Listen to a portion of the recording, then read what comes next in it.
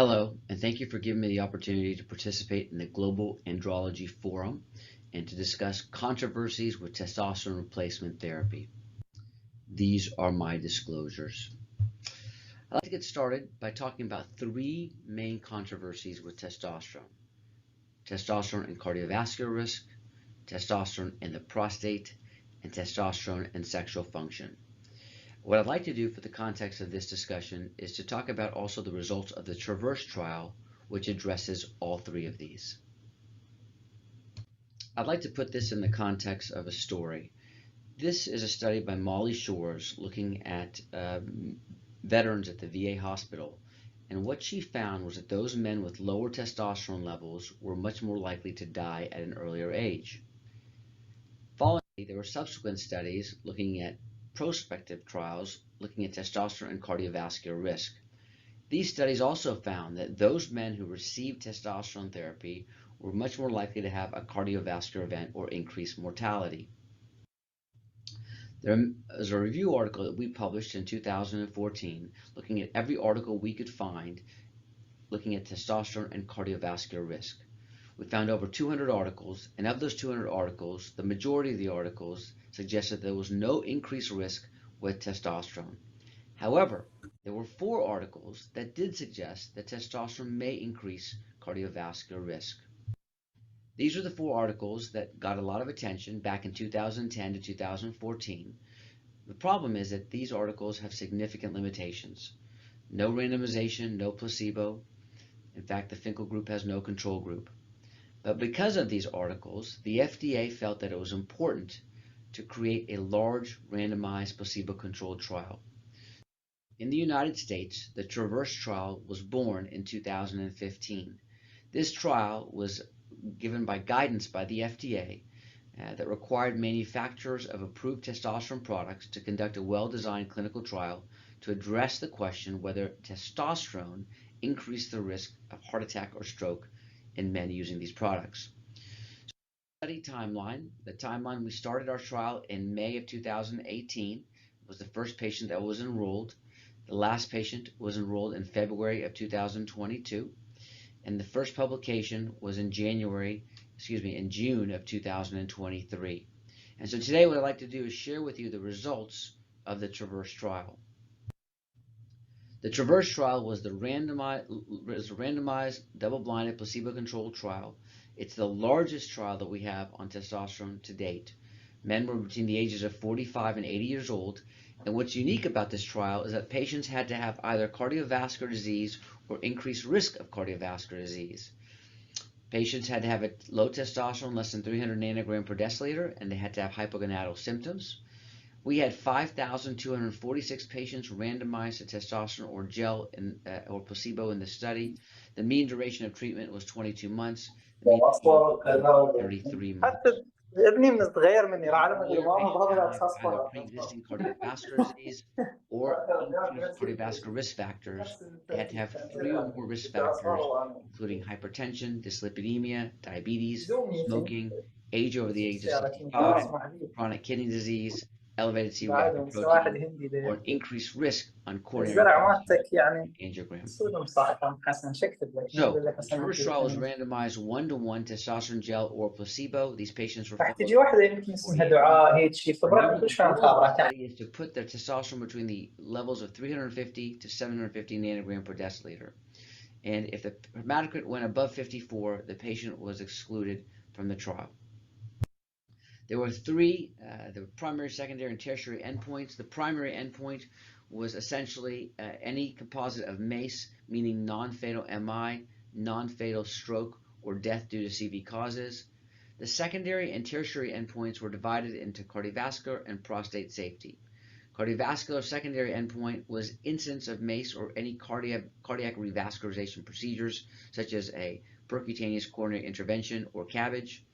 And the prostate safety was the incidence of high-grade prostate cancer. In terms of tertiary endpoints, this included all-cause mortality, hospitalization or urgent visits for heart failure or venous thrombotic events. In terms of prostate safety, this included any prostate cancer or any type of treatment for BPH, meaning surgical intervention or medical intervention. We also had several other secondary endpoints. We had 5 of them: sexual function, depression, bone fracture, diabetes, and anemia. So we'll start with the baseline characteristics. These are the baseline characteristics. These patients were roughly 63 years of age. Almost half the patients were above the age of 65. Almost half were below the age of 65. The starting testosterone was 220 nanogram per deciliter in both groups. PSA was roughly 0.9 in both groups. Starting hematocrit was 42% roughly in both groups. Please note that the BMI was roughly 35 in both groups as well. Here are the cardiovascular risk factors, pre-existing cardiovascular risk factors. We had roughly 55% of those patients, and roughly 45% of the patients had increased cardiovascular risk. The key take-home point is that 70% of these patients were diabetic, 90% of these patients roughly have hypertension, and 90% of these patients had dyslipidemia. So again, a very high risk group for cardiovascular events. Majority of these patients, roughly 80% of these patients, had hyperlipidemia, and almost 85% of these patients were on statins. So the drug discontinuation rate was quite high. Roughly 62% of patients who started the study discontinued the medication.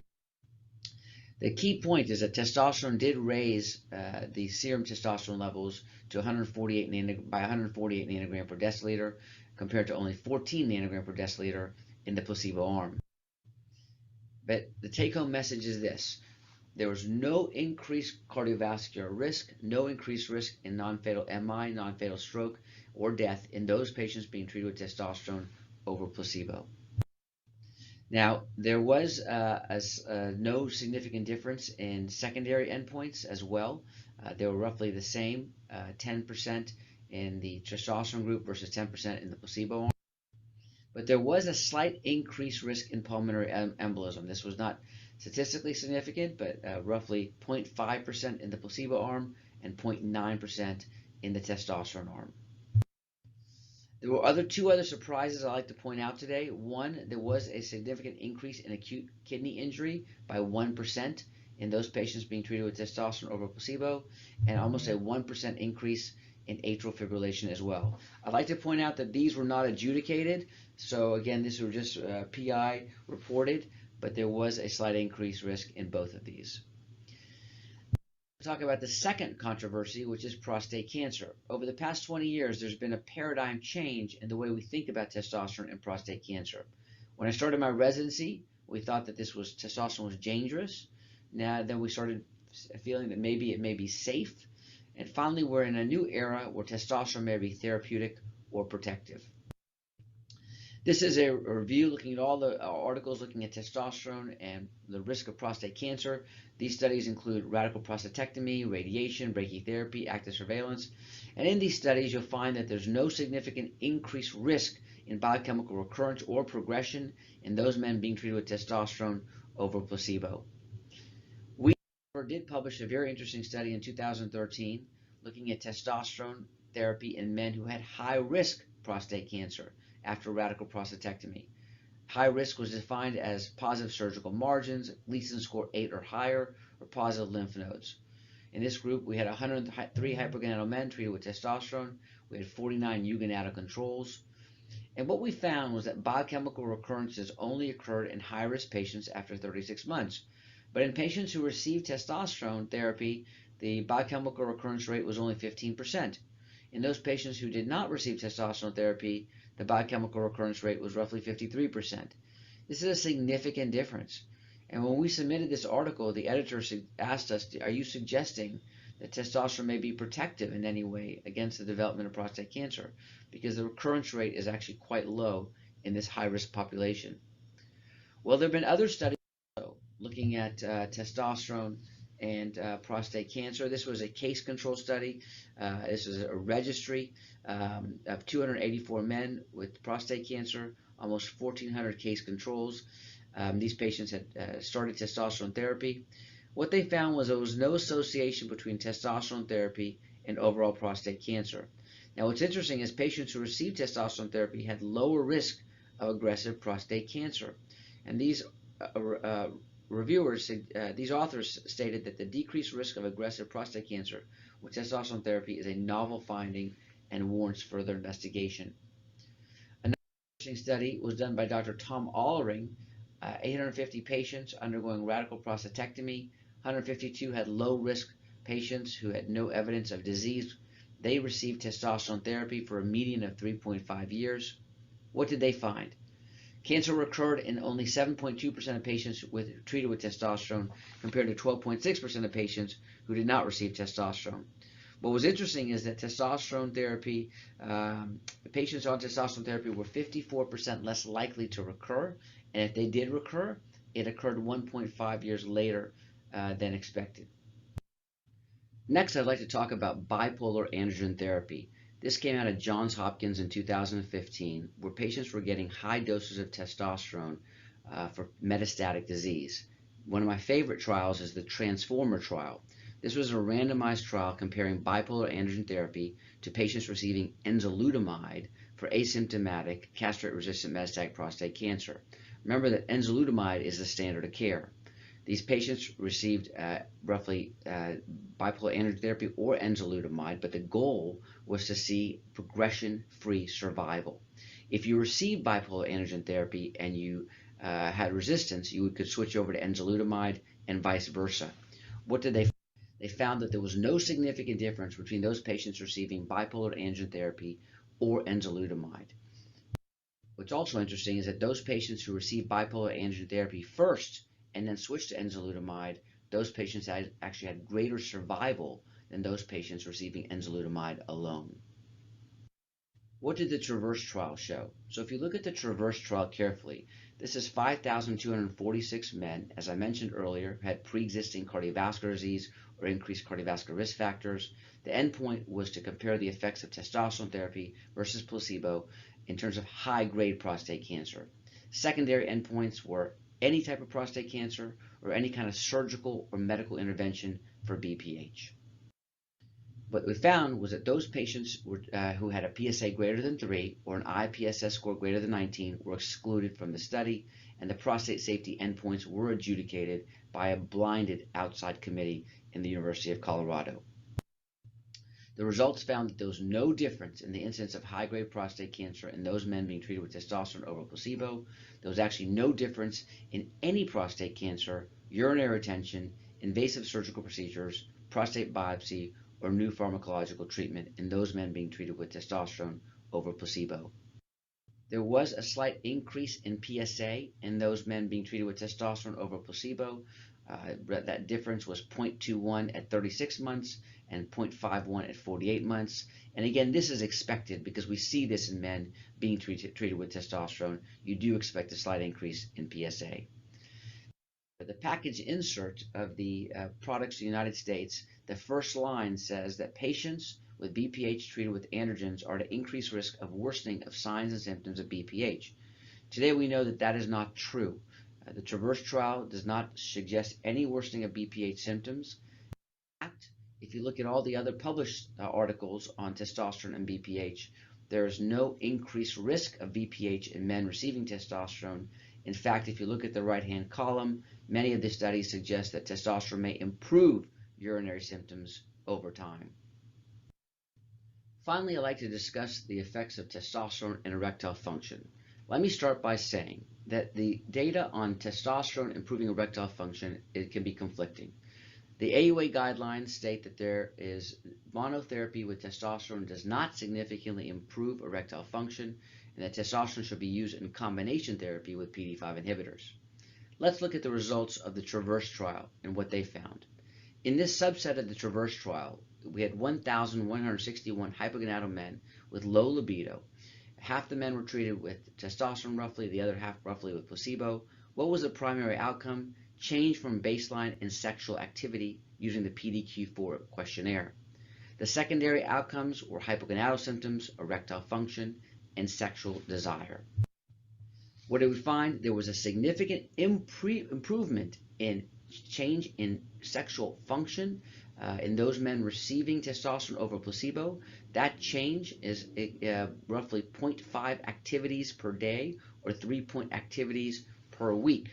And what's important about this is that result was sustained all the way out to 24 months. If you look at sexual desire, the same thing was found. Testosterone significantly improved sexual desire in men being treated with testosterone over placebo. But the only important finding here was that testosterone did not significantly improve erectile function in these men as monotherapy. In other words, it did improve libido, it did improve sexual activity, but as monotherapy, testosterone did not improve erectile function. So in conclusion, there is no convincing data to support that testosterone therapy increases cardiovascular risk. Testosterone therapy has not been shown to worsen BPH and LUTs. Testosterone therapy has not been shown to increase prostate cancer risk. And finally, testosterone therapy has been shown to increase sexual activity and libido, but not erectile function when used as monotherapy in the TRAVERSE trial. Thank you very much for your attention.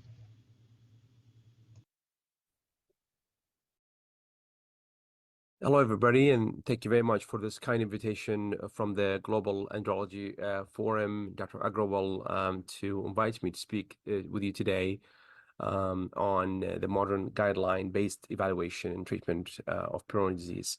My name is Omar Rahim. I'm an associate professor of urology at the University of Chicago. This is my disclosures, none of which is pertaining to this presentation. So let me start by setting the stage for Peyronie's disease. Peyronie's disease is defined as a fibrosing condition of tunica albuginea. The prevalence of Peyronie's disease is, in general, population about 13%. Penile trauma can cause an inflammation cascade, leading to deposition of elastic fibers, collagen fibers type 1 and 3, and also calcium that can occur in those fibers. Some severe Peyronie's disease cases can cause pulmonary plaques, deformity, and erectile dysfunction in some cases. And I'll show you some slides on how to look for these cases. But also, I'm going to touch on the standard evaluation for Peyronie's disease. Oftentimes, we use patient photography or even in-office photography to evaluate the curvatures. There are more advanced testing, including in-office goniometric evaluation with intracavernosal injections. Now, some historical background on this disease. Peyronie's disease first described by a French surgeon, Dr. Francois de la Peyronie, in 1743. This condition characterized by abnormal curvature of the penis during erections due to formation of plaque in the penis tissue. Initially termed la malade de la Peyronie or Peyronie's curvature. This condition obviously gained recognition over time as we understand more of the pathophysiology leading to this condition. The Peyronie's disease often is considered to be a health issue for men's problems. It often characterized by plaque formation that can cause to curvature of the penis, also a decline in the erectile function, and this can be painful if it's especially in the acute phase. Peyronie's disease also thought to be about 6% of men between the age of 40 and 70. So to be really a problem in those age groups. The number of Peyronie's disease cases is higher than it's predicted because men oftentimes become embarrassed or too embarrassed to report or even seek medical advice. Risk factors of the condition include diabetes, post-prostatectomy patients, erectile dysfunction, patients who received catheterization for a long time, or often had a history of transurethral resection of the prostate or bladder neck or even urethra, some genital trauma, penile fractures, a leading cause for Peyronie later in life. Often, Peyronie presents with a wide variability of symptoms, which we include we call it spectrum disorder. However, there are genetic predisposition in some families that need to be evaluated as well, especially patients with history of duplicate contractures, plantar fasciitis, family history of HLA B7 antigen that need to be looked at in those patients. As I mentioned, manifestation of this condition can lead to development of plaque disease that can lead to deformity, curvatures, discomfort and pain in acute phases, and also erectile dysfunction ultimately. Penile shortening can be a really bothersome symptoms in those men. Psychological distress or discomfort in this men can be really a problem, and that can be leading to a variety of psychological impact on these patients. In the slide, you can see depression about over 50%. Again, it's common to see patients with Crohn's disease coming to you with almost a psychological distress up to 95%. Other domains affected is self-image deterioration, sexual function, Crohn's disease-related pain or discomfort, social stigma, also risk factors for penile shortening and inability to perform penetrative sex. As I mentioned, acute versus chronic phase of Peyronie disease. Peyronie can be in the acute phase for up to 1 year post insult or post onset of symptoms, often characterized by inflammation, pain during erections, and also progressive deformities. Patient after that, after 1 year, they develop a chronic phase Peyronie, where pain actually, generally speaking, improves with time and maybe even resolves in about 50% of cases, and also deformities can stabilize, and that time for us to discuss treatment options, including surgery. I mentioned the acute phase that about 50% of patients will have a spontaneous resolution of the symptoms in the acute phase, and this is an old data which backed up by a recent data from Dr. Gilbert and Dr. Mulhall confirms that the pain actually improves in about 90% of cases, and that often patient who are resolving their symptoms.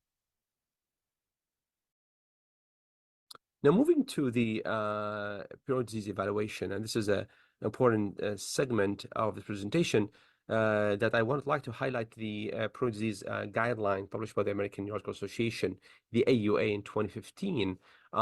This is providing a roadmap, and I would like to you to visit the website and read the guidelines, because to me, it really has been a wonderful addition to the literature. The diagnosis of Peyronie disease, obviously, based on documentation of the plaque in patients, of documentation of signs and symptoms of Peyronie disease, as I mentioned, careful history of the patient deformity, interference with intercourse, erectile function, penile pain, and or distress.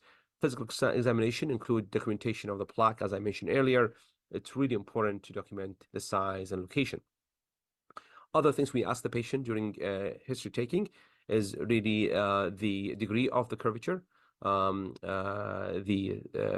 presence or absence of symptoms, also the deformities, whether it's hourglassing or even indentation or narrowing in the shaft of the penile area. Erections documentation is also important, and the severity of inability to perform penetrative sex as well, and the bothersome to the patient and his partner. Assessing severity of Peyronie disease is important as well. I think the guidelines provide a really important number 2 guideline here. Clinicians should perform in the office intracavernosal injection, ICI test, with or without duplex Doppler ultrasound prior to invasive intervention. This is an expert opinion. Second point here, the number 3 guideline, clinicians should evaluate patients with Peyronie disease only if there is experience, obviously, with diagnostic tools to evaluate, counsel, and treat patients. The alternative to photography in patients, nowadays there has been a surge of technology-based methods to evaluate, such as the University of Washington pen. This is a smartphone-based pictures taken by the patient and translated into actual curves and degrees. The Indiopharmaceutical also came up with a self-PD assessment that can be also given to the patient on their phone to take some pictures and assess their curvature improvement. As I mentioned earlier, in-office assessment with intracavernosal injections to document the curve degree, as well as with goniometer, can be very helpful as the patient goes through treatment. Formal curvature assessment has been widely accepted by giving injections like alprazolam, Bimix or Trimix. In my practice, I do alprazolam injections to aim for reductions about 7 out of 10, which is penetration quality. I do that to document the curvature. I will describe the curvature with goniometer, whether it's uniplanar or biplanar, what we call it compounded curvature. There's also some selective description, whether it's crescent shape or acute angle shape. The point of maximum curvature is an important item I document in my note, because that will help me during surgery to refer to this point as well during my selective surgical approaches. Indentation, notching, or hourglassing, plus and minus hinge effect is important as well, and measurement of the girth, whether it's by a ruler or even by a string, or even both, is very important. Pivoting to penile duplex ultrasound, this is the guideline mentioned that in 2015, a clinician should perform in an office ICI with or without a duplex Doppler ultrasound prior to invasive treatment. The SMSNA Society has also acknowledged the importance of this test by commenting that it's a dynamic non-invasive testing, allow depiction of the normal penile anatomy as well as real-time measurement of pathological changes. The aim of the penile duplex is to look for the cavernosa artery, which is traversed through the corporal cavernosa of the penile tissue. Through that artery, obviously, you're going to see different measurements, and I'll list them for you. But briefly, I want to touch that penile duplex has different basic equipment that you need to know about. The screen here, the BK ultrasound machine with the probes, the 12 hertz probe I use normally during my penile duplex ultrasounds. Different waves that's been established through the ultrasound, but the most importantly, the Doppler wave, which measure the changes in the frequency of the sound waves affected by the objects. I'd like to acknowledge the pitfalls that could happen during methodology of ultrasound Doppler of penis. This is an important aspect. Dr. Mulhall published on this and highlights in his paper there has been reporting of issues in the lack of penile rigidity, for example, in over 50% of patients. The absence of using an agent to erect penis or dosing or even redosing in about over 70%. Also variation in the reporting of the hemodynamic status, whether it's peak systolic or end-diastolic volumes. So again, draw attention to the importance of standardization of this technique if you do it in the office. But we published a nice video on the Video Journal of Surgical Medicine. I'd like to draw your attention to that if you want to review it as a step-by-step technique of in-office penile duplex ultrasound. Now I'm gonna skip quickly through the steps because it's again highlighted in the video. But I'd like to mention that are some specific techniques we use. I'd like to refer you to the video for completion. But importantly, to mention the data interpretation. This is an area that needs to be evaluated first, where the patient had non-vascular parameters during the hemodynamic testing. Here, the peak systolic is over 30 centimeter per second. The end diastolic is less than 5. Resistive index is 0.8. Now, when patient had a venous leakage, the PSV is usually normal, over 30, and the end diastolic volume, the EDV, is more or equal to 5, which decline patient or describe patient as a venous leakage patients. If the patient has a mixed picture, which is vascular and venous, oftentimes they have a peak systolic volume of less than 30 and end diastolic volume more than 5, rendering him a mixed picture of vascular insufficiency. Oftentimes, penile duplex also give us a description on the location, size, calcification, presence or absence in the plaque. This is imperative to evaluate prior to starting collagenase treatment. One of the only factors shown to be influencing results. There has been an attempt to grade the calcifications at the time of plaque imaging with ultrasound. Weimer et al. In 2018, Dr. Levine from Rush, Chicago, 2013 published a nice description of the degree of calcifications in the plaquing at the time of ultrasound. Really important step to quantify how much calcifications and what's the impact on that on the long-term therapies that we are going to give the patients. I'd like to mention also that PL Duplex is billable service. This is I find a very useful slide from Dr. Ed Cartman, who kind of gave me the slide to show the importance of billing and documentation of this procedure as well. And I'd like to kind of leave you with that if you want to take a picture of this for your office use.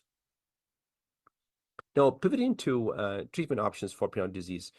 This is, again, the algorithm that taking right from the AUA guidelines on periodic disease in 2015. Again, mentioning the observation of patients, oral therapies, penile traction, injectables, and surgery. So let's talk one by one on these therapies. Now, I'd like to also start by mentioning that the guidelines also acknowledge that PD therapies that you probably should not use. Number one, radiation. Obviously, there's no role here. The shockwave treatment often helps with pain during the acute phase and seem like a huge waste of time and resources. And then also there are some attempts of topical therapies. The H100 gel has been studied, but the efficacy and safety of this drug has been, for the most part, limited. In my practice, I do use oral therapies, often refer patients to taking some L-arginine or pentoxifylline. Often those medications can be included in a combined regimen. A patient has some ED with the Peyronie, I will instruct them to take some PD-5 inhibitors, oral therapy that again can be part of oral therapy. Penile devices commonly used in patients with multiple diseases such as dental braces, scoliosis, and other joint deformities. The mechanism of action of traction therapy in Peyronie has been studied, and there has been increase in the matrix metalloproteinase 8, which degrades collagen fibers. And with that, also, there's a decrease in the smooth muscle alpha-actin fibers, again, treating the condition at the biological level here. Has been different devices available in the market. The most recent one we have available in the United States is the Restorix device, which has been studied in this seminal paper published a few years ago in the Journal of Urology from the group in Mayo Clinic. Looked at the novel penile traction device in men with Peyronie disease on a randomized trial over of 110 patients. Different regimen here. Some patients will use it for 30 minutes a day, sometimes twice a day for 30 minutes, or even 3 times a day for 30 minutes. And then results shown over months to come has been improvement in the, for example, the sexual malfunction domains across patients, as you can see from the graph here. More importantly, is the treatment for Peyronie disease curvature, excuse me, which has been shown that it is improvement, about 30% improvement, with about 2 centimeter improvement in penile length in patient receiving penile traction therapy and have Peyronie disease as well. Now, when you couple traction therapy with collagenase treatment, has been also studied extensively in the same group from the Mayo Clinic, and then there has been also changes, meaningful changes in the penile curvature, and also meaningful changes of the penile length as well, as you can see from the slide here. Oftentimes, patients on collagenase, I will advise them to take some sort of penile traction therapy, which can help restore some of the penile length that has been lost because of the disease itself. Now, pivoting to intralesional injections, this is the likes of verapamil for pain, interferon alpha 2b, again for pain treatment. And lately, we have the collagenase, Clostridium histolyticum, which has been approved by the FDA since 2013. The AUA guidelines on this area state that patient or doctors may consider giving intralesional collagenase in combination with modeling or for the reduction of penile curvatures in patients who have stable disease, and I highlight stable disease, and penile curvature between 30 and 90 degree, and they have intact erectile function. This is a grade B recommendation. Also, clinicians should counsel patient about the risk factors or risk of the treatment options here, causing blistering, ecchymosis, swelling, pain, and often times also consultation needing or evaluation of possibility of corporal rupture in these men.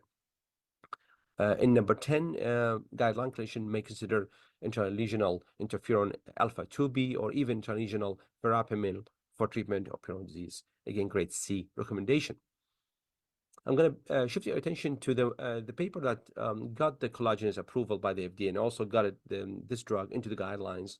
A paper published by Dr. Gilbert back in 2013 in Journal of Urology. It's using the Impress 1 and 2 trials to evaluate this drug, the collagenase. So at 1 year of follow-up in these patients, collagenase appeared to be in the group who had curvature. The curvature was reduced by a mean of 17 degrees, a mean of 34%. In the placebo group, the curvature was reduced by a mean of 9.3 degrees, a mean of 18.2%. And the Peyronie's disease questionnaire bother score were significantly reduced in the collagenase plus modeling group, but not in the placebo plus modeling group. Again, important paper that show the efficacy of this drug on Peyronie's disease. I use it in my office. This is the protocol I use in my office in terms of collagenase protocol. Patients get first evaluated documentation of the curve. Then we'll initiate the therapy for him using the Xiaflex cycle 1, which include 2 injections by separated by 2 or 3 days, and then we can repeat that cycle after 6 weeks, up to 4 cycles. And there's always continuous improvement and continuous evaluation of the patients during this treatment, because I want to document whether clinically or by ultrasound and injections, what's the improvement here in terms of degree of improvement on this man. The group from University of Miami published the ideal patient for collagenase, and I like this paper and kind of summarize the patients that you should consider Xiaflex or collagenase. The baseline curvature of between 30 and 60 degree. The duration of treatment or duration of disease is almost up to 1 year, and they have a baseline sexual function, the IIEF-17, which indicate a mild degree of ED. Also, no calcifications on their imaging as well. Now, I'm moving to the last part of the presentation here, and I'm going to talk about the actual surgical options here. I'm going to briefly mention that there are a couple of options here: tunical albuginia plication, plaque excision, grafting. There's a partial plaque excision and grafting. Lately has been a new technique called extratunical grafting, and also there's penile prosthesis implantation with some straightening maneuvers that we do for Peyronie's disease. In general, the guidelines state that patients should be in stable condition, stable disease, and they have obviously a failed medical therapy, and they desired the most rapid and reliable correction of the Peyronie's disease deformity. Now, when it comes to different types of treatment options here, this is almost like an algorithm. If the patient, for example, has a degree of less than 60, they have no destabilizing or narrowing hourglassing deformity.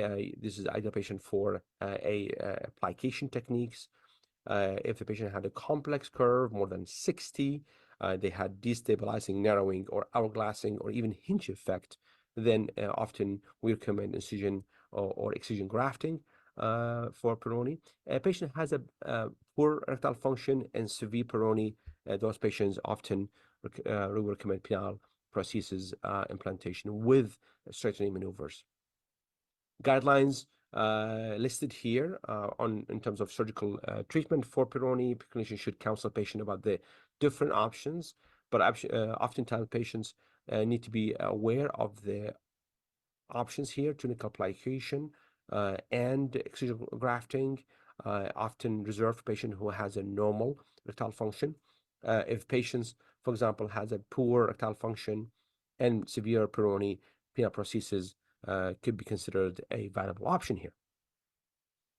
When you look specifically on each modality here, penile application, excuse me, is one to come in mind. The indication, as I mentioned, they have a normal erections, they have mild to moderate curve at less than 60 and absent or minimal indentation or hinge effect, and they have a normal penile length. Counseling important to mention that they have could be a glans hypoesthesia, temporary, ED, unlikely in those patients, and shortening, perceived or even actual shortening of patients. Different techniques has been described from Dr. Nesbitt to Yachia to Dr. Tom Liu from UCSF. The 16 dots.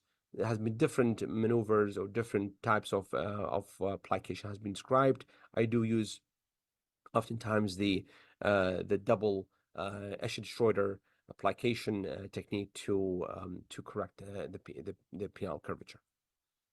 Extratonal grafting has been also emerging lately as an alternative option. This is a recent paper from Rush looking at 35 patients, and the satisfaction was almost 90% with the result. Although about over 70% of patients reported that they actually feel the plaque or they feel the graft tissue underneath the skin at almost 24 months later. This is again a nice paper again from Dr. Levine from Rush describing this technique. This is again, if you look at the picture A, the graft here, they used it over the buccal fascia. Here, the graft was under the buccal fascia. There are two types of technique you can insert those grafts to fill up the gaps in patients, especially in patients who has some indentation on their Peyronie disease penile shaft area. Moving to the excision grafting, this is a patient, for example, who has excellent erectile function. They have a curvature of 60 degrees or more. They have indentation or hinge effect. There's a length concern, and they have excellent erectile function, as I mentioned. The counseling, important to mention that there is success about up to 20-degree correction. That could be functional for them to able to maintain a straight penis. They also need to be known about the 10% risk of recurrence, the glans hypoesthesia, erectile dysfunction up to 60%, and shortening, a really important aspect, but also important to mention the need for penile traction devices after surgery to allow them to regain some of the length loss that they may have. Different techniques of plaque incision, the modified H or the double Y can be employed here. This is a surgical pictures of the H grafting in patients with Peyronie disease. I want to touch briefly on the penile length issue. Oftentimes, we need to ask our patient to do traction therapy, whether they had plication or had excision grafting. And you can see here in this data, again, the patient who had excision grafting with the traction therapy has gained really a great deal of length restoration compared with other modalities, including the plication patients with the traction. The point here really, traction therapy can really work well in patient post-surgical correction. We have published a series of videos on the Journal of Sexual Medicine that I'd like you to review at your leisure time, highlighting different techniques, plication, excision grafting, hybrid approach of also adding the exotonical grafting. This is a very nice step-by-step surgical technique that's been published online for the Video Journal of Sexual Medicine as well. Lastly, the penile prosthesis used for men with severe ED, with severe curvature, and important to acknowledge the fact that they probably need some additional maneuvers to correct them.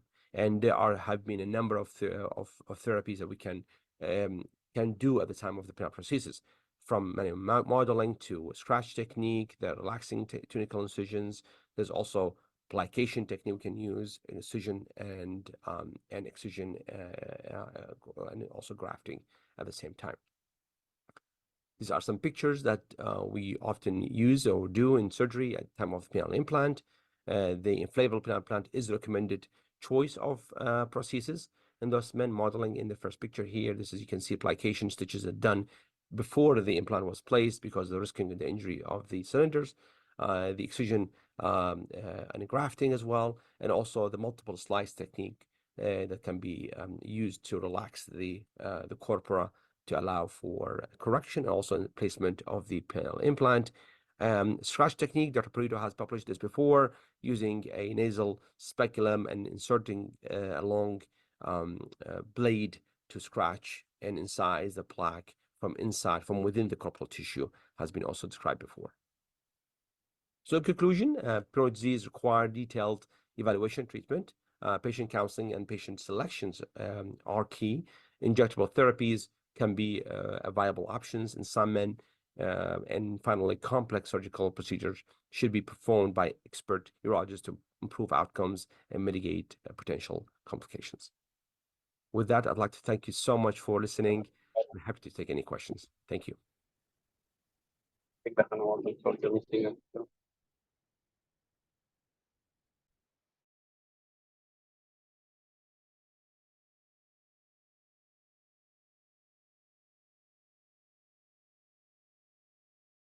Good morning, everyone. Let me introduce myself. I'm Dr. Gaida, a urologist, assistant professor of urology at Case Western University and University Hospital in Cleveland, Ohio. I'm also a chief medical officer of a startup company dealing with a digital fertility clinic called Give Legacy. Today, we're gonna discuss more about erectile dysfunction as an overview, treatment updates, and we're gonna focus more on restorative therapy for erectile dysfunction. I have no financial disclosure for this presentation.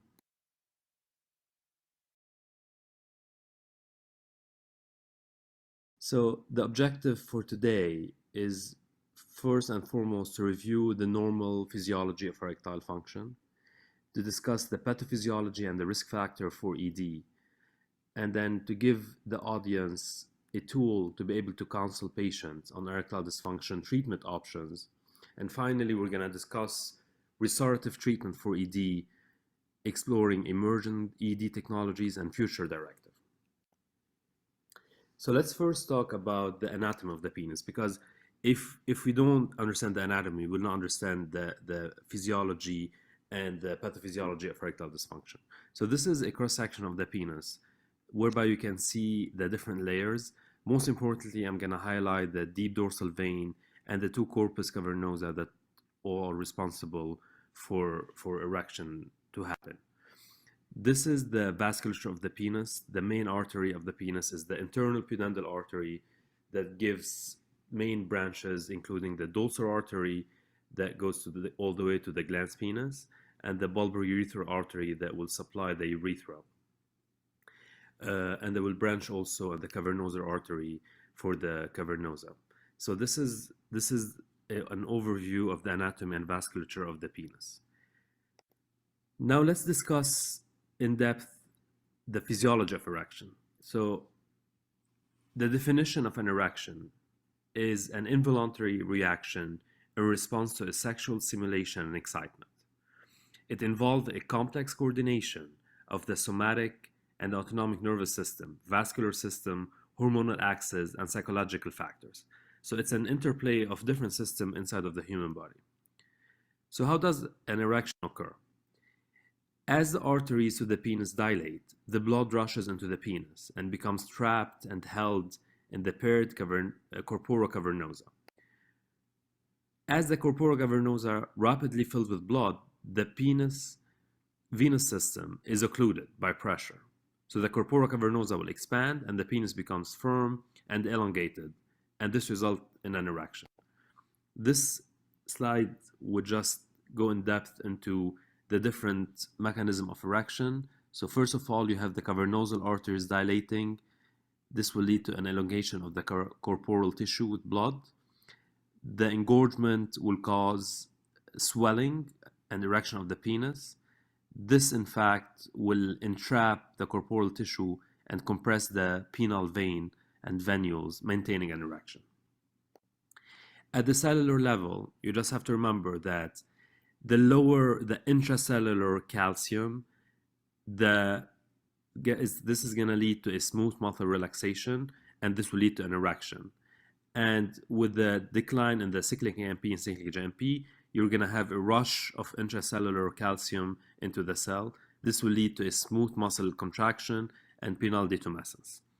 This is the overall mechanism, cellular mechanism.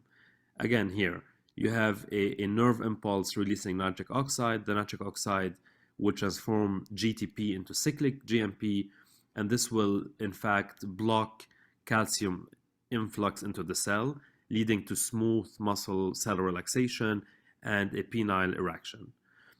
For detumescence, it's the opposite. So norepinephrine and endothelin will lead to a GDP conversion to GDP. This will increase the intracellular calcium, leading to a smooth muscle cell contraction and detumescence.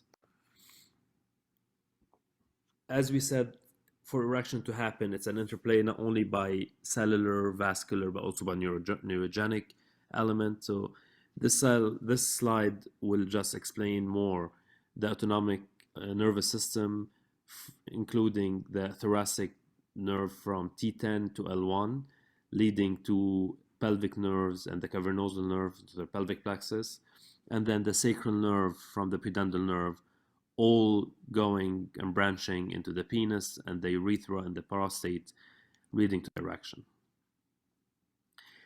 So now we reviewed the normal anatomy of the penis and the physiology of erection.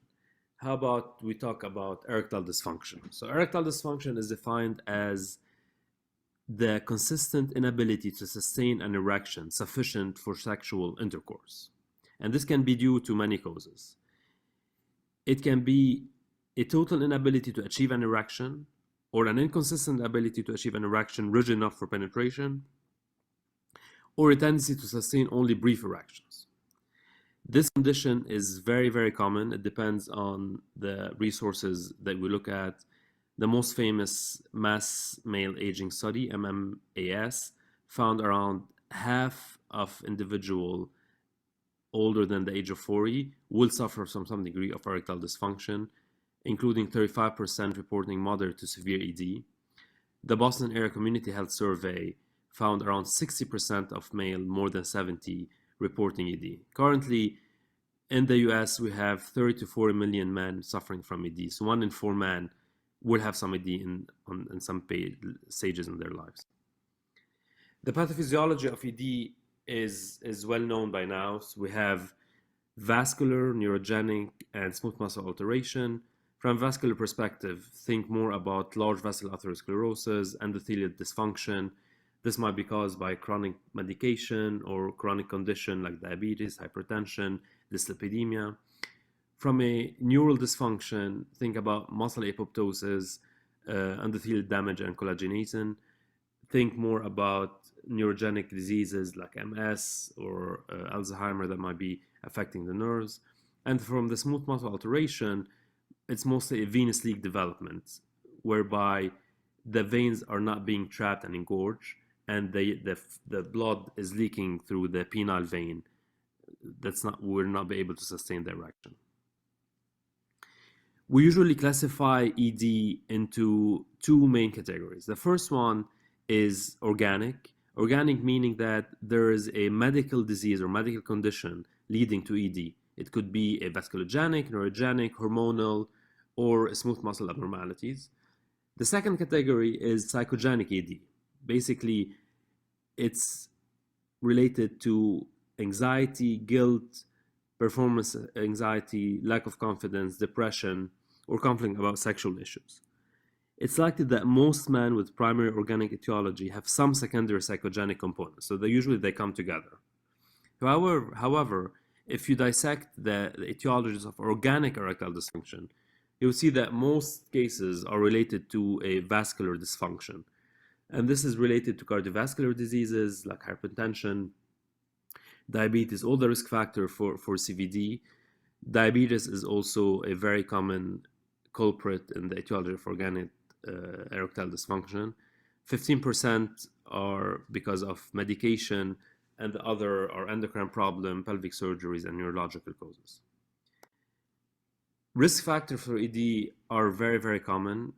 If patients have diabetes, they have 4-time risk of developing ED, peripheral vascular disease, cardiac problem, hyperlipidemia, hypertension. All of these chronic diseases are considered a risk factor for developing erectile dysfunction.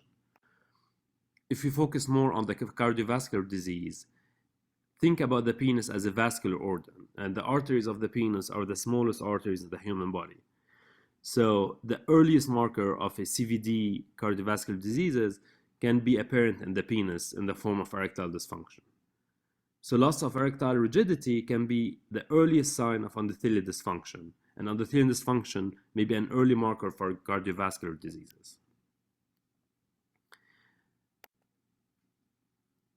Medications are also been associated with ED, including 5-alpha reductase, anti-androgen, antihypertensive, H2 blocker, psychiatric drugs, and other common medication like digoxin.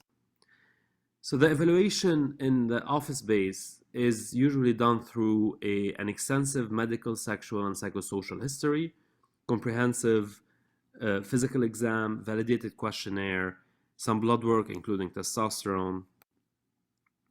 And we have to focus on the onset of the ED, the duration, the rigidity during relationship versus masturbation, to differentiate between organic and psychogenic ED. And we have these validated questionnaire. The most famous one is the IIEF-5, or the SHIM score, that would ask about 5 categories on sexual health. And any score more than 12 is considered mild to moderate. Any score more than 17 is considered mild. People who have scores in lower than 10 are moderate to severe. Penile Doppler ultrasound is the gold standard for evaluation. It's not done very frequently, but it's important because it can define venous leak. It can help us diagnose psychogenic ED, and then it will help unreveal Peyronie's disease, which can coexist with ED. Angiography is not done as often and reserved only for severe and refractory cases. As you know, we have different treatment options for ED. The first line treatment are lifestyle modification. We have to eliminate and reduce all the risk factors for ED. We have to control the diabetes and promote healthy lifestyle, weight loss, and physical activity. We have the first line treatment from a medical perspective, a medication perspective, are the PDE5 inhibitors. They do not provide automatic erection. You still need stimulation, sexual stimulation. They're not effective in around 1/3 of the cases, and they take half an hour to an hour before they are effective. They have some side effects, including headaches, facial flushing, temporary visual effect. These are related to the vasodilation effect they have. The mechanism of action is they prevent the degradation of cyclic JMP into 5-GMP. By increasing cyclic JMP, we're going to be increasing PKG, and this will lower the intracellular calcium, leading to relaxation of vascular smooth muscle and the erection. So this slide is showing that PDE5 inhibitors will act to stop the degradation of cyclic JMP, making the smooth muscle relaxation last longer. We have some relative and absolute contraindication. The relative contraindication include CYP3A4 inhibitors, alpha blockers, and cardiac reserve. But we have the absolute contraindication is for any patient taking nitrates for their heart problem. This is a slide summarizing the different PDE5 inhibitors. Another second-line treatment for erectile dysfunction, if PDE5 fails, are the intracavernosal injections. The advantage are a very rapid onset, 5 to 20 minutes. Disadvantage is there is always a high risk of priapism. They are contraindicated with MAOI medications, and they have poor long-term tolerability. The mechanism of action is basically the alprostadil, the EDEX. They will transform PGE1 into cyclic AMP. When you have high cyclic AMP, you're going to have lower intracellular calcium. When you have lower cellular calcium, smooth muscle relaxation and penile erections. Muse is an intraurethral suppository that's not been used anymore because of severe side effect and pain at the penis. Vacuum devices, similarly, are not very used because they're not patient friendly. They cause discomfort and pain during erection. This is some slides regarding some surgical option for erectile dysfunction, including the malleable penile prosthesis, the inflatable penile prosthesis, which is totally concealed. It mimics natural erection, feels softer and more flaccid when deflated, and reestablish spontaneity. So now we're gonna shift gears in the last 7 minutes to talk about restorative therapies for erectile dysfunction. So up until the year 2012, we didn't have great ways to deal with patient refractory to PDE5 inhibitor or other second or third line treatment other than surgery. More recently, we have restorative therapies, including stem cell therapy, platelet-rich plasma PRP, and low-intensity shockwave therapy. And the idea is these restorative treatments aim to restore structure and function of the erectile tissues and repair and replace diseased tissue by stimulating endogenous regenerative capabilities. So they're not only addressing the symptoms, but they're addressing the pathophysiology. The most common one are the lithotripsy, followed by stem cell therapy and PRP. Let's talk a bit about the low-intensity shockwave lithotripsy. It has been utilized since the 1980s for wound healing, bone fracture, and kidney stones. Most recently, we have the low-intensity form. It comes into 3 generators: electrohydraulic, electromagnetic, and piezoelectric. They differ through the energy source generating the shockwave, leading to the same effects. They produce acoustic waves that transfer energy to tissue, leading to microscopic and mechanical stress. They improve ED through neoangiogenesis, recruitment of progenitor stem cells, and microcirculation vasodilation.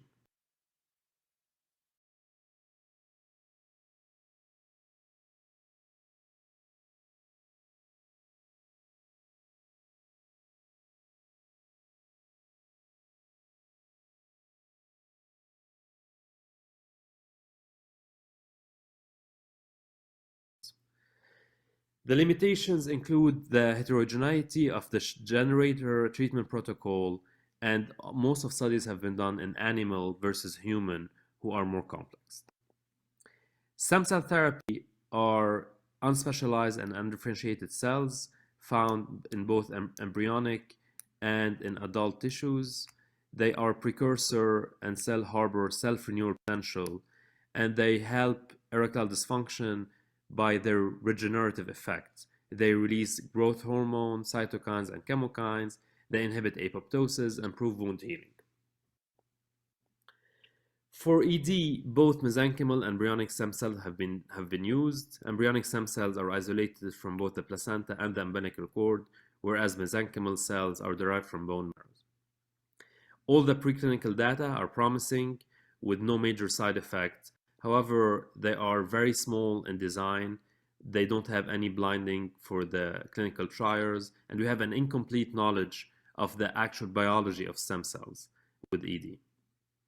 Finally, PRP, they first described in 1980s, have been utilized in other specialties like orthopedics and cardiology, and they facilitate mitogenesis and neoangiogenesis, providing a sackfold for healing tissues in the ED. Studies are severely limited. The maximal sample size was 24 patients, and the available data is lacking. Currently, we have no double-blinded prospective studies about the efficacy or safety of PRP. This is why the Sexual Medicine Society of North America does not advocate for any restorative therapies at this point, but they strongly support the development of novel erectogenic therapies. At this moment, however, the cumulative body of evidence and trial for restorative therapy is largely incomplete. So this is why the FDA does not approve any restorative therapies at this point. However, some component of them are approved, like the shockwave lithotripsy device themselves. Recently, the FDA has approved the Viagra gel, which is the Eroxone, in last June. It's an over-the-counter medication gel that will use a combination of volatile solvent. When applied to the head of the penis, it evaporates, create cooling effects, and form sensation.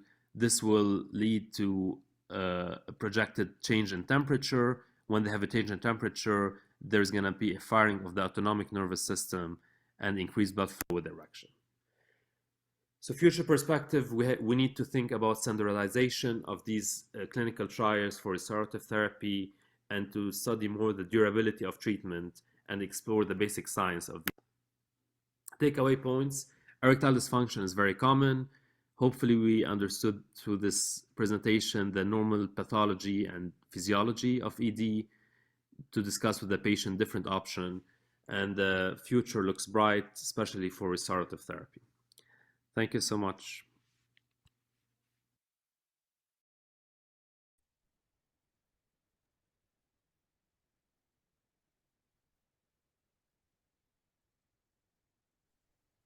I'd like to thank Dr. Gaida, Dr. Rahim, and Dr. Mo Kara for 3 excellent talks that sort of gave us a nice overview of male sexual dysfunction, ranging from treatment of erectile dysfunction to Peyronie's disease and testosterone therapy.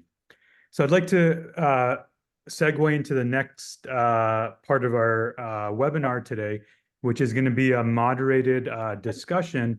And I'd like to invite our 3 panelists, Professor Ateş Kadioglu from Turkey, Dr. Omer Rahim from the USA, and Dr. Gaida also from the USA.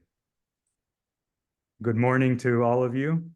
Morning. So I'd like to start off, Professor Kadioglu. You know, we have come a long way from the notion that testosterone causes prostate cancer, as Dr. Mo Kara pointed out in his excellent talk. But still, many people in the medical community are wary of testosterone therapy in patients that have active prostate cancer, that are on active surveillance for prostate cancer. So I wanted to ask you, what are your practices in regards to men who are hypogonadal and are being monitored with active surveillance for prostate cancer? And how do you follow these men along as they're undergoing testosterone therapy? And what are your practices if PSA rises in these men? Yeah, this is a controversial issue. You know, according to the guideline, testosterone should only be applied in patients after radical prostatectomy with, low-risk patients. So after a year and so, that meaning, I mean, PSA less than 10, Gleason less than 7. So your, question whether to use testosterone in patients with active prostate cancer.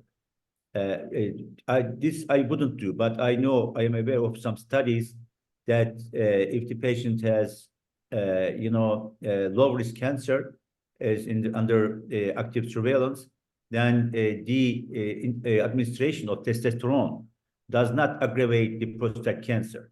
So this can be used, but at this stage, according to both guidelines, AUA and EAU, I wouldn't put such a patient on testosterone therapy. And in my practice, to tell you the truth, I don't have any patients in this category. Perfect, thank you. What are your practices in terms of patients that are high risk for blood clots, DVTs, and are hypogonadal? Do you prescribe testosterone in these situations? And how do you monitor these patients? So the studies have shown that, at the baseline, we should monitor the hematocrit level before we administer testosterone, right? And patients with, upper normal limit of hematocrit, they tend to have, some cardiovascular issues. But studies have also shown most of the patients have some underlying diseases.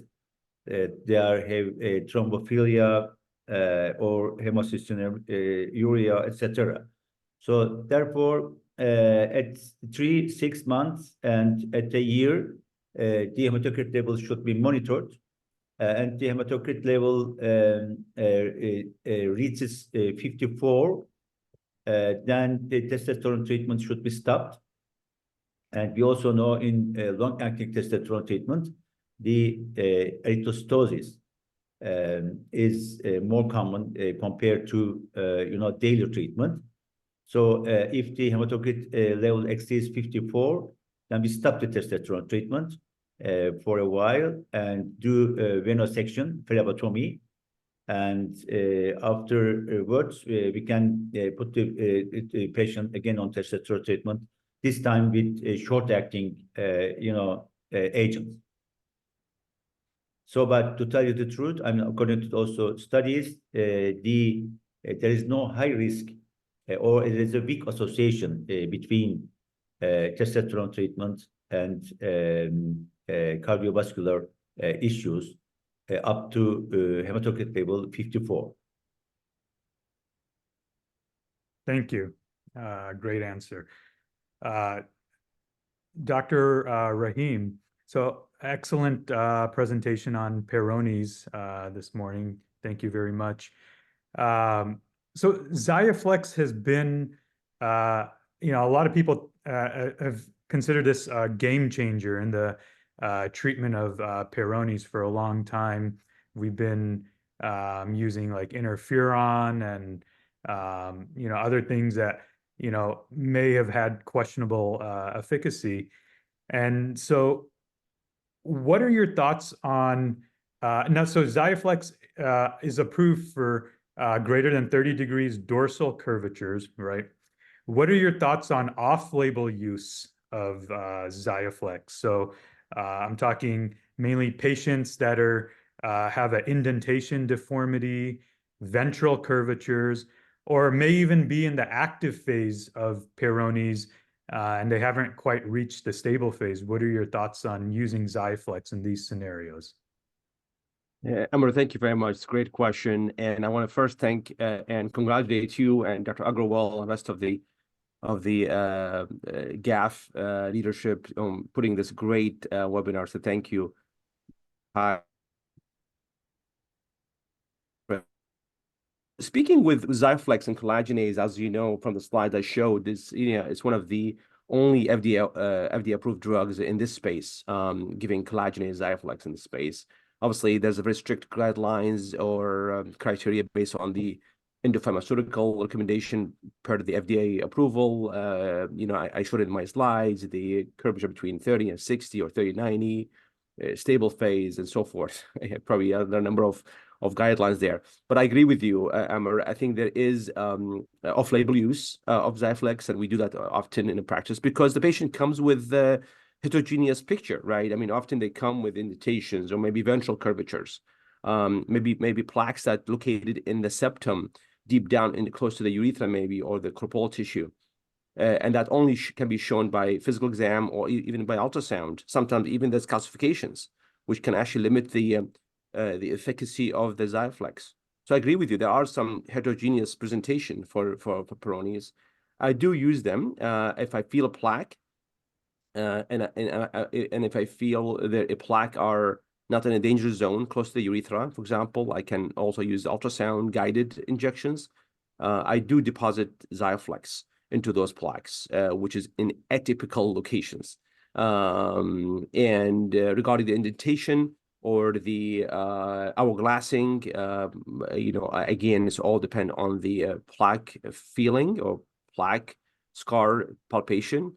And it's a safe area.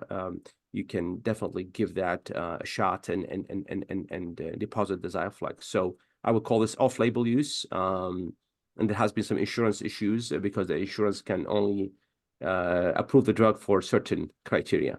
But again, in practice can be in a real practice can be obviously varied and depend on the surgeon experience and so forth. Perfect. Thank you.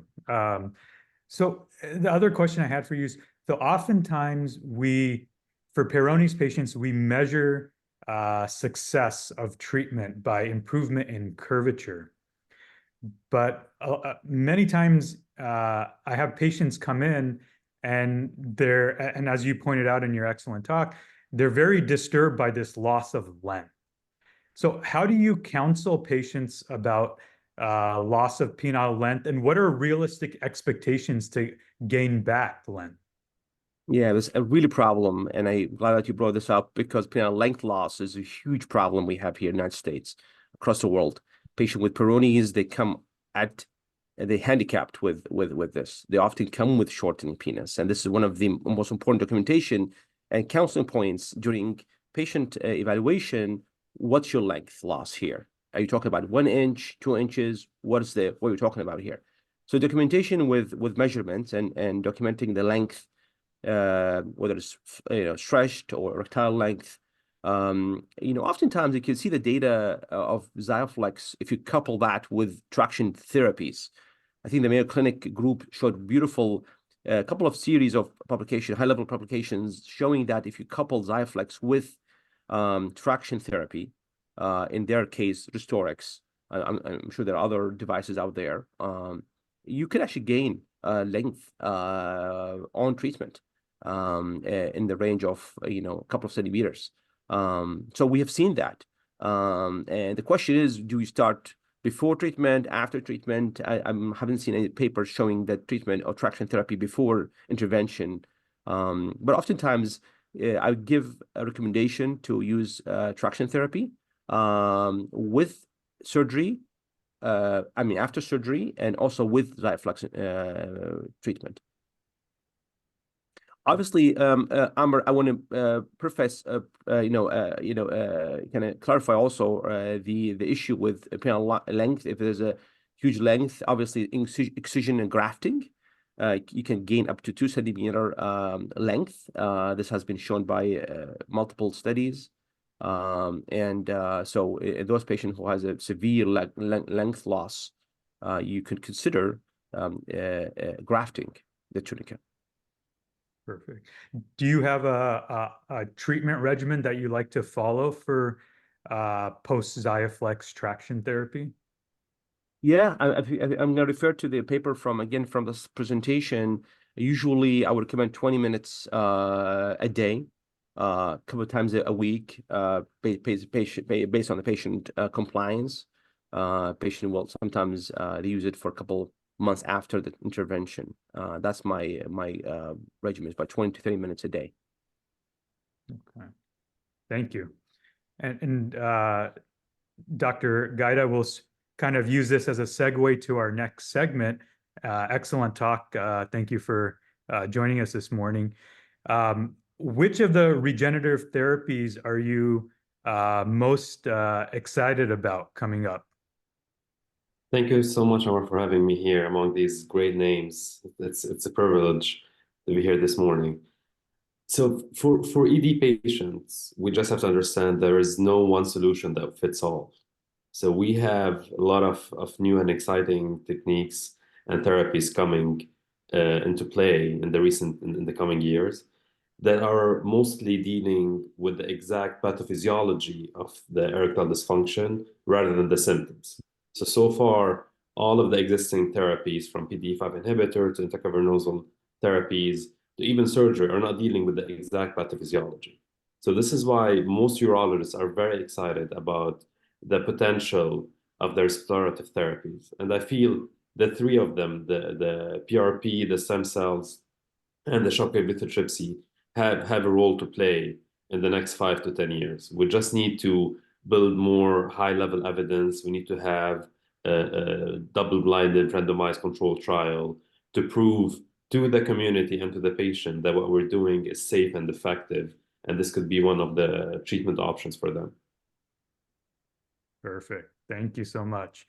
And I'd like to use that to introduce our moderators for the next segment of our webinar. I'd like to welcome Professor Taha Hamoda from Saudi Arabia and Dr. Widi Atmoko from Indonesia. I'll turn it over to you guys. Thank you, Amarnath, for your kind introduction. Good morning, good afternoon, or good evening to all of you, wherever you are in the world. I think after this heavy meal we have received of the previous in-depth presentations, it's now the time for dessert with a round the table discussion on the role of regenerative therapies in ED. And as you all know, erectile dysfunction is a major global health condition with PDE5 inhibitors are dominating the treatment. However, many men are unresponsive to PDE5s, and they may require some other sort of treatment, such as intracorporeal injections or the less commonly used vacuum devices, or they may eventually require penile prosthesis surgery. So in clinical practice, there is a real gap in the treatment of non-responders that needs to be filled in. And here comes the role of the evolving regenerative therapies, such as low-intensity shockwave therapy, PRP or platelet-rich plasma therapy, and stem cell therapy. So in this roundtable discussion, a panel of world-renowned clinicians and experts are going to address and uncover some of the most important or controversial issues related to RTs. So please allow me to welcome our distinguished panelists, Dr. Omar Rahim from USA, Dr. Rami Abu Gaida from USA, Dr. Manaf Al-Hashimi from United Arab Emirates, Dr. Germar bin Gerra from Austria, Dr. Salahdin Cheyan from Turkey, Dr. Luca Bueri from Italy, and finally, Dr. Maggie Dragab from Egypt. Dr. Rahim, please let me start the discussion with you. With the availability of many treatment alternatives or options for erectile dysfunction already in our hands, what is the rationale behind using different regenerative therapies for ED? Well, first of all, thank you, Professor Hamouda. This is a very exciting segment of the webinar. The regenerative therapy is really making the news nowadays. So I'm glad that the GAF and Dr. Agrawal put it on the program. First of all, I would like to kind of preface my answer, and refer to the guidelines, the American and European guidelines in this space, which really talked about the regenerative therapy or restorative therapy in ED. But we know, this is an item recognized worldwide now to be really mostly investigational or experimental therapies. We should only use this in the context of clinical trials. I know there has been, I say this has been a lot of, buzz around it, using this kind of therapies in ED in our men. But I don't blame those news or buzz news, if you will, because there has been a lot of media coverage for it, and the claim is that this restorative therapy can actually reverse and regenerate and repair the penile tissue, especially focus on the vascular, the tissue remodeling, and the hope of reversing ED. And we know that the current existing guideline approved or evidence approved ED treatment is all based on not reversing, only curing symptoms. So having said that, really my answer should be in the context of level 1 evidence, and we know there's a paucity of trials in this space. I think the most important one that showed promise is the low intensity shockwave treatment that has garnered most of the attention worldwide. If you talk about stem cells and PRP, which is another obviously novel therapies for ED, has not reached that level of evidence yet. And we know even with shockwaves, the trials have shown only given for a patient with mild to moderate ED who has vascogenic ED in the middle age compared with a placebo. Regarding PRP trials or the platelet-rich plasma, has been no significant improvement in the IF score in patients who received those treatments compared with placebo at in the short term. And lastly, the stem cell, they're only about 4-point improvement, which is not meaningful in the clinical setting. So I say that, but also I'm positive. I'm hopeful that there is a good trial that will show some evidence. Hopefully, I know the University of Miami group here in the United States has been doing the cocktail trial, which is a combination of shockwave plus PRP. And we're still awaiting the result of this trial. And also, quick plug on a recent trial that opened in the United States called the radiofrequency trial. It's a machine that they claim to regenerate the tissue of the penis.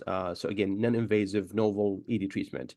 University of Chicago here is one of the 3 sites in the United States. So stay tuned. We are presenting some data at the upcoming AUA next month in the andrology section. So in summary, I think the jury's still out. I think the data is heavily focused on shockwave with some promise in the middle-aged men with vasculogenic ED, mild to moderate, with or without PD-5 inhibitors. But I'll be interested to know your thoughts and other panelists.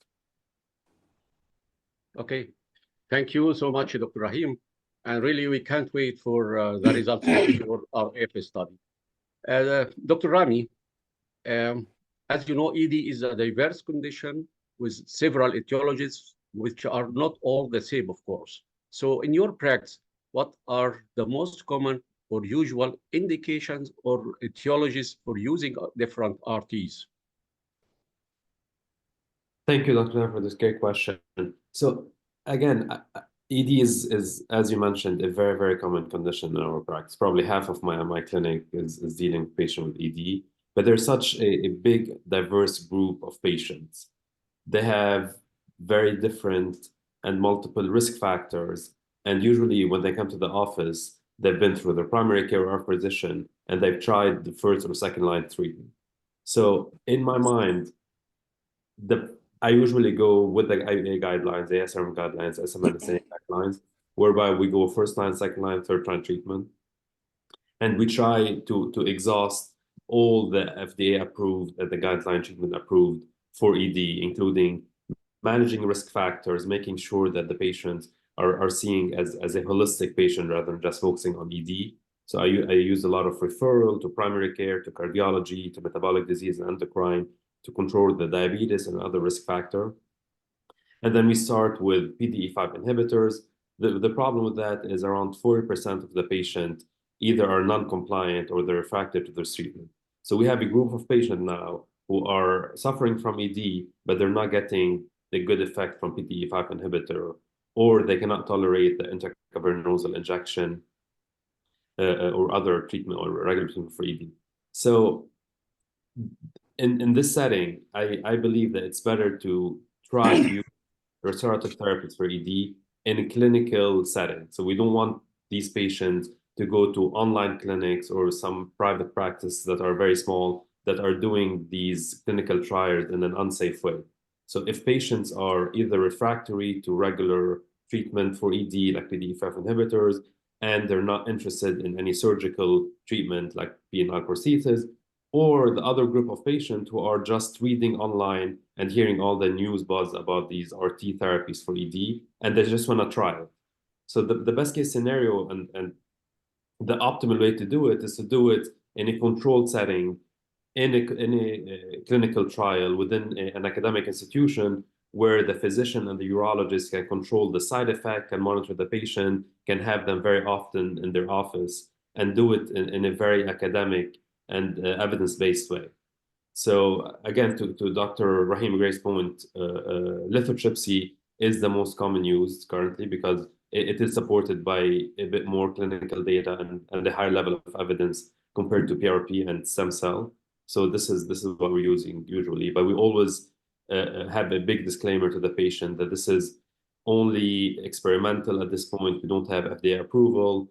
All the guidelines are very optimistic about it, but it's not. The RTs are not in the guidelines yet. Hopefully, with more data, with more studies, with more physicians adopting this new RT treatment, we will get there within the next couple of years. Thank you, Dr. Gaida. Very interesting. Dr. Al-Hashimi, this is your turn now. Rami has listed several indications and situations where we may use RT. My question to you, Manaf, do you offer regenerative therapies for the same indication as listed by Dr. Rami, or do you have other different indications? Thank you very much for everyone and for Professor Taha, Ashok Agarwal for this organization. I agree with Dr. Omar, with Dr. Rami for all what they mentioned about the indications. But like in summary, just because we are in our clinical practice, we're receiving many patients variations like demographic, different age, different comorbidities, different pathology of erectile dysfunction. I would mention that we are focusing to offer regenerative therapy mostly for middle age group, for mild to moderate severity, and for vasculogenic erectile dysfunction categories. These are the most common responders, at least for some of the studies mentioned that the most responders are within these categories. And in my practice, I'm mostly offering regenerative therapy for these patient groups. Okay, so you do agree with Rami on most of the indications, but on the other hand, Banaf, in your experience, what are the most common causes of not using or not applying regenerative therapies, ED? Yes, actually, in our clinical practice, we need always to have evidence-based medicine, and we have to have guidelines, we have to have recommendations, which we are actually missing in this regenerative therapy, because most of the studies are the guidelines either with shockwave, like in European, but the other guidelines maybe against using them in routine clinical practice as therapeutic options, either experimental or just investigational options. And that's why this is the most common, I can say, the physician not offering regenerative therapy because it's not recommended yet by the guidelines. In addition, the available studies are very much short studies, very small number of patients. They follow up very short period, and in addition, they are very heterogeneous. I mean, if we look for the patient selections, they include every patient, whatever comorbidities, whatever the age, whatever the ED, vasculogenic or neurogenic, and this makes the selection patients is very difficult for us in regenerative therapy. And in addition, the variation also in the protocol applications. Look for shockwave or for PRP. There are always different protocols and number of the shockwave, the number of the sessions, the duration between the sessions, duration of the treatment, the way of follow-up, either it is subjective or objective. All these variations we don't have consensus. The studies are very much variations, and the guidelines are not really reach the consensus. And this is the main cause, at least from the physician perspective, why you are not using. In addition, some physicians don't have experience, or they don't have the availability of these machines or regenerative therapies equipments within their institutes. While from patient perspective, I can say the cost play an important role, because whenever the modalities of treatment not covered by insurance, that means the patient have to pay it, and then of course there will be hesitations. In addition, in our practice, when we offer regenerative therapy, we offer it like not therapeutic. It looks like either with special consent. We tell them this is not yet approved by guidelines, and we need to agree on these options of treatment with a special consent. Then the patient will feel a little bit hesitations because they are not guaranteed about the long term. Okay, interesting, Dr. Manaf. My last question for you, Dr. Manaf, and we have less than a minute to answer this, please. My question is on the status of using RTs as a second versus a first line treatment. As much as I understood from Dr. Rami Gaida that he mostly used RTs as a second line treatment for patients who are refractory to the first line and guidelines approved treatments. For you, in your experience, do you offer RT as a first line treatment? And if you said yes, for which patients? Yeah, so yes, I offer it at first line if the patient is contraindicated for other modalities of treatment, or if the patient have fear from trying the PDE5 inhibitors because hearing about adverse effect. Some patients, they have a stigma from using PDE5 inhibitors as erectile dysfunction. And other important group, they want to try some curative rather than only on-demand treatment. So they have the intention to use a curative long-term modalities of treatment, and all these groups I refer as first modality is the regenerative therapy. And of course, the middle age and the mild to moderate erectile dysfunction. Thank you, Manaf. Dr. Benguerra, I would like to explore with you, and as you know, Gerber, some clinicians are using one form of RT alone, while other clinicians advocate using RT in combination with other treatments. I believe you are one of the experts who might use both modalities. So I have a composite question for you, Gerber. Do you advocate using RT alone or in combination? And if you answer yes, you do use combinations, what is the rationale behind using a combination, and what are the most common combinations you are using? Thank you. Thanks, Professor Taham. Well, the choice between using any regenerative therapy alone or in combination with other treatments very significant depending on the specific conditions being treated, the goals of therapy, and the overall patient's health.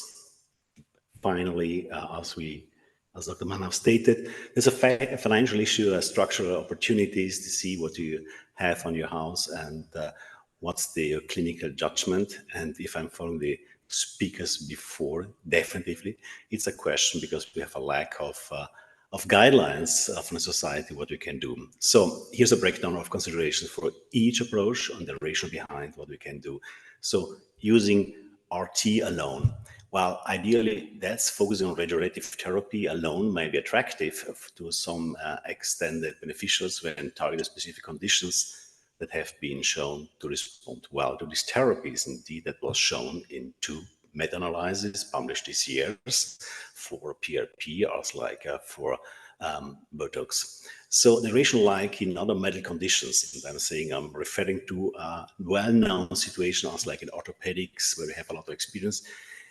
If there's a clear evidence to support regenerative therapy for particular conditions, and in appreciation of the favorable safety profile, that's a key point, the safety favorable profile using RT alone simplifies this treatment regimen natural for the healing process. So under these assumptions, the option for a regenerative therapy might be at least to be discussed with the patients suffering from edema.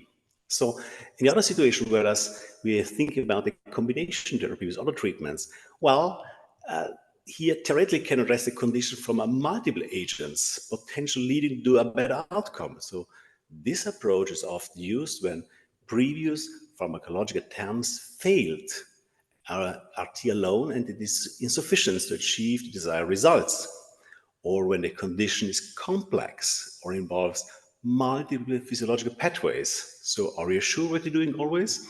So regarding still nowadays not explored in well-designed RTCs, and using combination therapies offers probably a synergistic effect. So using combined different strategies, maybe they will have better outcomes, but with the advantage of a financial higher burden, partly since we have still on board excellent results as discussed previously, like penile prosthesis, which for many years we know that's working. So in case the well-informed patient is seeking for such a regenerative strategy, then there exists a wide armamentarium for different combination approaches, either by pharmacotherapy alongside with regenerative therapies for penile tissues, or by combination of different RTs possibilities, such as shockwave therapy, Botox, or PDE5 inhibitor, or what else. Thank you, Gerber. And thank you so much to all panelist speakers for this interesting layout.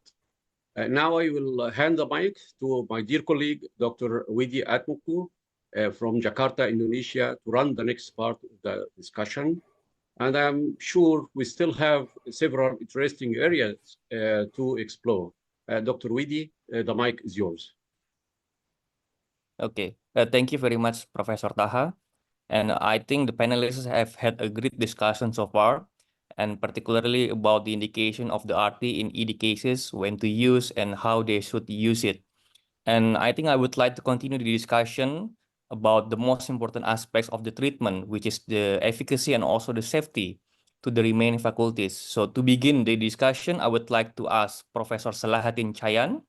So, Professor Chayan, in your experience, so what proportion of your patients treated with the regenerative therapies, maybe with the ESWT, the PRP, or the stem cells, if you use any, report the significant improvement, be it the patient satisfied with the outcome, or the desired goal of the treatment reach such the increase in the IIAF score? Thanks, Dr. Atmoko, for asking me this question. Currently, of course, there is more evidence to support the efficacy of shockwave therapy compared to other modalities of regenerative therapy. First of all, when I see patients with ED in the first evaluation, I follow the EAU guidelines recommendations. According to these guidelines, shockwave therapy with or without PD5 inhibitors is recommended for mild vasculogenic ED as an alternative to first-line treatment, not as the first-line treatment in the guidelines, with weak recommendations, not strong. In the recent meta-analysis, shockwave therapy provides ranging 1 to 4 points mean increase in the erectile function scores with or without combination of PD5 inhibitors at 3 months. However, no study has reported any data regarding what percentages of patients achieved to normal erectile functions after therapy among these ED men. I used to offer shockwave therapy to PD5 non-responders. However, in my experience, the significant improvement rate with only shockwave therapy is about 10% among the PD5 non-responders, and about 20% even in the presence of combination therapy with one of the PD5 inhibitors. However, again, the efficacy of shockwave therapy alone is significantly lower in my patients than in the published series in the literature, and also it's not superior, even inferior over the treatment with PD5 inhibitors alone in patients with vasculogenic ED as the first-line treatment. Combination therapy might be effective for short-term period in the presence of mild to moderate ED, especially in the younger patients, as explained by Dr. Gaya. Therefore, I do not offer the patients to undergo shockwave therapy as the first-line treatment. I use it as the second-line treatment or in patients who didn't have any response to PD5 inhibitors. I do not offer patients to have PRP or stem cell therapy for 2 reasons. One, I have not enough experience on stem cell therapy. Secondly, all guidelines suggest both therapies as investigational treatment. Even shockwave therapy is considered as investigative therapy in SMS North America guidelines and in some Australian and New Zealand guidelines. Okay, so in 10 until 20% of your PDA5 inhibitor non-responder patients who receive ESWT that you already said before. So after how long do your patients start to notice the improvement in erectile function? The improvement is noticed at 2 to 4 weeks under the shockwave therapy. It has fewer adverse effects than oral pharmacotherapy, of course. But if you just ask also PRP or stem cell therapy, I have just from the published series, PRP results are noticed at 2 weeks, actually at 2 weekly injections. Stem cell therapy might have better effect than PRP or shockwave therapy, but as explained by Dr. Gaida, and I have no idea, the stem cell treatment starts and notice the significant effect. Again, an increase in erectile function score of ranging 1 to 4 points could be considered as a significantly increase and improvement, as shown in the meta-analysis. At least I reviewed 3 meta-analyses, but however, this does not mean patients totally recover from ED.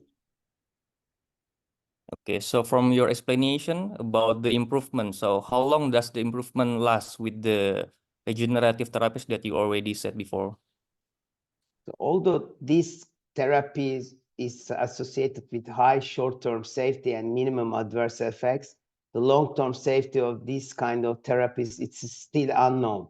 Current evidence is unclear as to the duration of significant improvement in erectile dysfunction after restorative therapy, because the majority of the studies have reported the outcomes at 3 months, at 3 to 6 months, and 6 to 12 months in some, actually, but no any study has reported the long-term outcomes after 1 year. At least I didn't see any study. In my experience, the majority of patients who have complete or partial response to shockwave therapy or PRP therapy will need the third-line treatment, such as penile implant, after at least 1 year of therapy. Okay, thank you, Professor Chayan, for the great insight for the RT. So now I will move to Dr. Luca Boiri.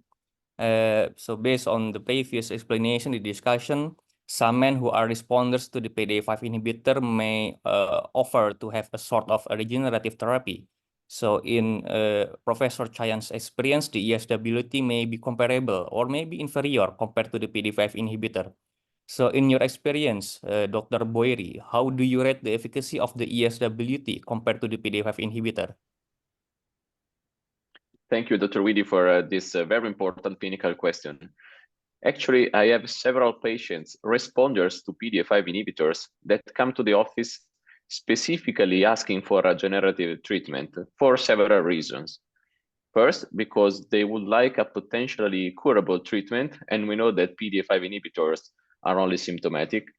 And second, because regenerative treatments are becoming very popular and attractive for patients, more than PDE5 inhibitors that are on the market since at least 2 decades. In terms of efficacy, I think it's very important patient selections, because most of the trials on shockwaves, for example, have been conducted in AD men with mild to moderate vasculogenic disease. And the overall improvement reported, as previously said, was approximately 4 points of EF score. Therefore, shockwave treatments should maybe suggested in this patient, in which PDE5 inhibitors might have a higher efficacy in terms of erectile function improvement.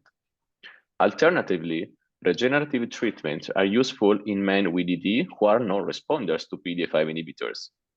But here the key point maybe is not to compare regenerative treatment versus PDE5 inhibitors in patient responders to oral treatment, because we should always investigate patient's aim and expectation for from the treatment itself. Patient aiming to try some regenerative treatment are looking for a treatment that potentially can cure the disease, or maybe are suffering from side effects of PDE5 inhibitors. And we should always keep in mind the psychological issue associated with taking a pill, a medication for ED in terms of couple relationship. Therefore, regenerative treatments are certainly important, but should use in selective cases. So thank you, Dr. Luca Boeri. So a great explanation. But while the ESWT is more established with the many trials, how about the PRP? We know that PRP is currently the emerging treatment for the ED. And how do you rate using the PRP compared to the other RT? Yeah, PRP is rising both for ED and also for Peyronie's disease. So far, there are some randomized controlled trials showing that PRP is effective in men with mild to moderate ED compared to placebo.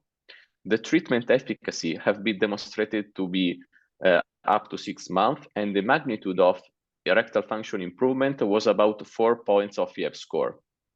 Unfortunately, there are no studies directly comparing PRP with other regenerative treatment, but if we look only at erectile function score, it seems that it's comparable to data from shockwave treatment, the 4 points improvement. In clinical practice, all regenerative treatment have been associated with limited adverse events, so they're very good. In terms of the scheme of the treatment, PRP usually consists of a limited number of injections from 1 to 3, while shockwave can be a very long treatment with several sections. Therefore, patients might prefer a simple treatment protocol compared to multiple sections. Okay, thank you, Dr. Boyer, for the great explanation. I think we have a lot of information. So I think a similar answer may also be applied to the stem cells. As to my knowledge, no study compares the stem cells to the ESWT. And now I will move to Professor Maget Raghaps about another issue with the RT, the safety. How would you rate the safety of the regenerative therapies? And what is the most frequent side effects that maybe you can encounter after maybe the penile administration of the PRP? And how do you describe the currently available evidence that supports the use of the RT for the ED? First of all, thanks Dr. Taha and Dr. Wedi and all the GAF management for the for the amount of time and the effort dedicated for this meeting.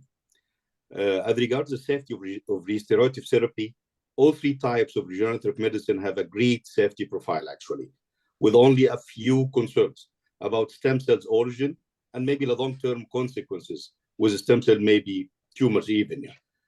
For the question about the side effects of platelet-rich plasma in treatment of erectile dysfunction, fortunately enough, I have never encountered a major side effect, a complication apart from slight bruising or pain at the site of injection, which usually takes 1 or 2 days. In only 1 patient, it lasts for about 1 week. However, to me, this is the major drawback of PRP, actually, that is, it is ultra safe. That encourages non-specialists, even non-medicals, to do it.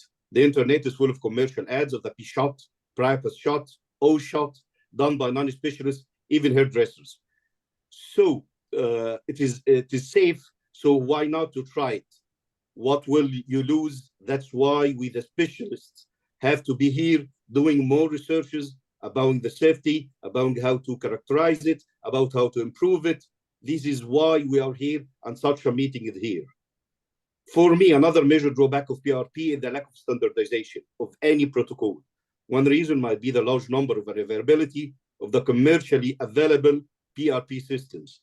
These devices vary in PRP collection volumes, preparation protocols that result in distinctive PRP properties. There is a wide variation between the PRP devices. You have to choose the best device with at least 1 million PRP per microliter.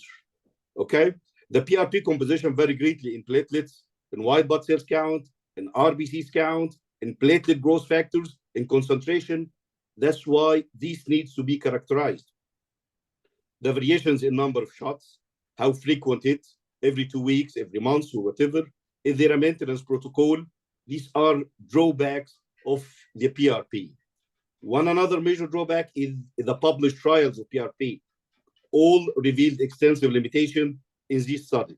Small group sizes, short follow-up period, the absence of control of placebo groups, missing qualitative quantitative analysis of the PRP. That's why, again, we need to start doing more researches for characterization of the PRP protocols in erectile dysfunction mainly. We, the andrologists, are years behind our counterfillers in dermatology, in orthopedics, in aesthetic surgery, so we have to start. It's a very safe, have some efficacy. We need to characterize it to have more data. Back to safety, a few tips and precautions that might make your experience with P-shot safer and maybe more successful. First of all medications that affect platelets you have to be very careful. especially the antiplatelet therapy, the aspirin, all blood thinners, you have to make two things. First of all, you have to have cardiac clearance to stop the drug. We need to stop it 5 days before and 2 days after.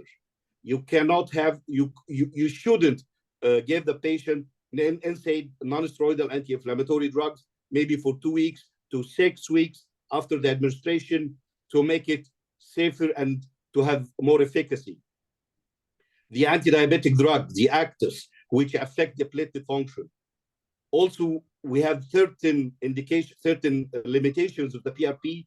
Patient with blood disorders, immunocompromised, patient with active infection, active tumor or cancers, you have to think twice before giving PRP to such kind of patients. Regarding the evidence of use of regenerative therapy, actually Dr. Omar and Dr. Cheyenne and Dr. Rami all refer to the guidelines. All the guidelines except for the ESWOT recently in the AU show that they are investigational. I don't use it for private practice. I only use it for investigation in the public of my institution in the university. So, but it has efficacy that to be characterized to go on. We are the andrologists leads who have the lead doing the research on that. Thanks a lot for being here. And thank you, Professor Maged, for the comprehensive explanation, and to all the panelists who have shared their insight and the experience and what is in the current literatures about the RT of the ED. And to conclude today's discussion on the RT of the ED, we have noted the significant interest and also the advancements to the challenges remain, particularly due to the lack of the standardized protocols, which confines most therapies to the clinical trials, and with the notable exception of the ESWT. And this therapy has demonstrated some positive results with small percentage in complex cases, but still requires more research on the protocol optimization and the long-term efficacy. And the practice of the combining regenerative therapies is prevalent, underscoring the need for the integrated treatment approaches. And further research is especially necessary for the therapies like the PRP and the stem cells. And further research is especially the GAF and also the we has conducted a global survey on these therapies, and we are preparing for the submission and also the publications, which we anticipate will shed the further light on the current practices and to enhance our understanding of the effective use of the regenerative therapies in ED. And thank you again to all the panelists and also the Professor Taha as my co-moderator, and I am sure that many of our attendees benefits from today's webinar.